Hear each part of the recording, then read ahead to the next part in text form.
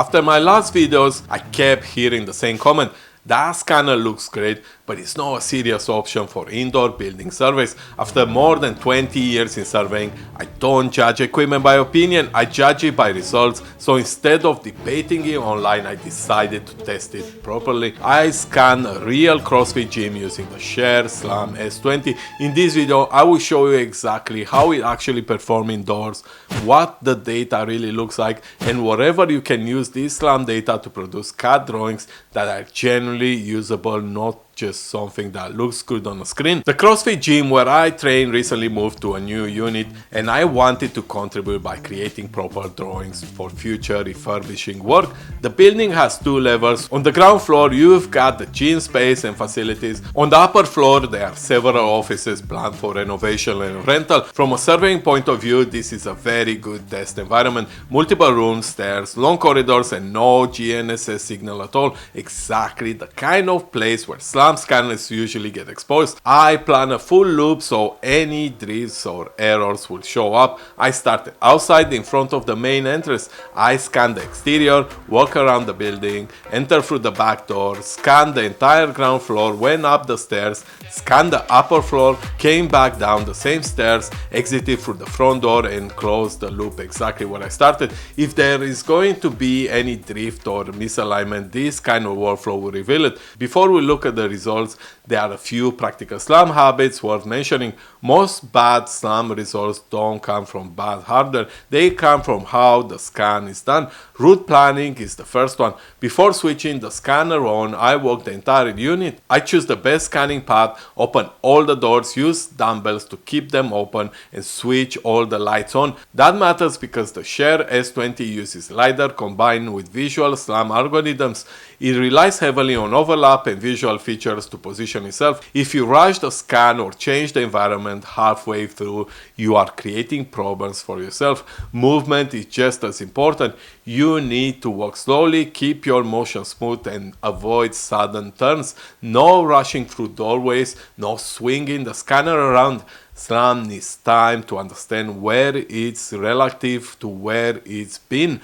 If you move too aggressively, tracking quality drops, and you might not realize it until you're back in the office. Small rooms are another common failure point. The safest approach is to scan the area outside first, then enter slowly and follow the same path in and out. In very tight spaces, entering backwards can help. Sometimes the most reliable option is to scan small rooms separately and align them later in Cloud Compare. There's nothing wrong with that. Accuracy always scan first. Indoor, you obviously can rely on RTK. If you want stronger accuracy and better quality control, control point survey with a total station are the right approach. I use floor stands from Roadbooker Systeme because they allow you to mount prisms, scanner targets, or SLAM targets without changing height or tilt axis. The targets are also magnetic, which makes setup quick and repeatable. For this test, I actually relied only on the SLAM algorithms for positioning. I didn't constrain the scan with control points, and I have to say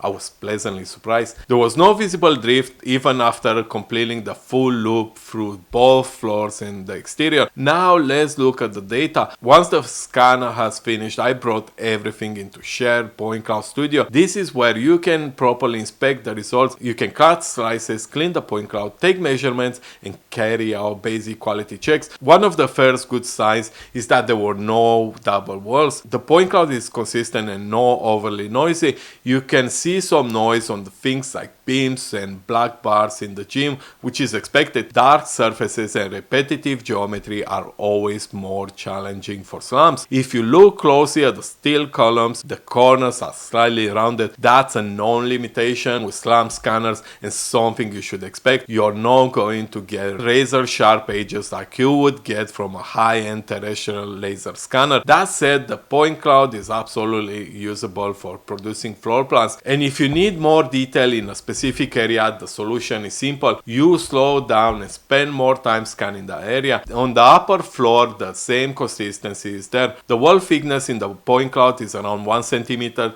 which is quite reasonable for a small handheld SLAM scanner. When I compared the internal walls with external metal cladding that was scanned at the very beginning, everything lined up properly. That tells me the loop closure worked and there was no obvious accumulated drifts. If you want higher accuracy and stronger quality control points and checkpoints are the way to go. There is no shortcut around that. SLAM alone will only take you so far. Let's be clear about expectations. This is not as accurate and the resolution is not as high as a traditional laser scanner. But if your goal is to create basic floor plans and you're happy with 1 to 2 centimeter accuracy, this SLAM scanner can be a very practical option. After that, I exported the point cloud into Cloud Compare and created a section for both the ground floor and the upper floor. Those sections were then used to generate the floor plans. For this job, I used LSS. It can import point clouds and extract features, and while it's mainly designed for topographical surveys,